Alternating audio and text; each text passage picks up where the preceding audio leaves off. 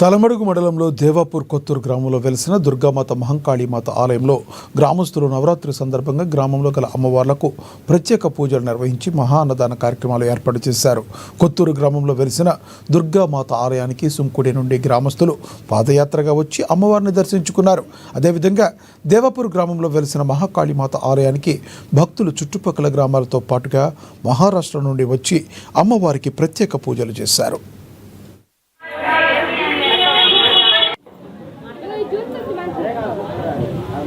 ఏం కదా అది ఉండబడుతుంది, అది లేకుంటే ఎట్లా? అదే మెయిన్ అయిపోయింది, సెట్ అయిపోయింది.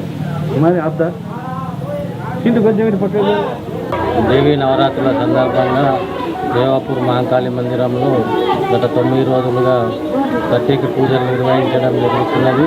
ప్రతిరోజు ఒక రకంగా నిత్యం పూజలు జరిపి ఈరోజు మహంకాళి మందిరం వద్ద మహా అన్నదాన కార్యక్రమం జరపబడుతున్నది.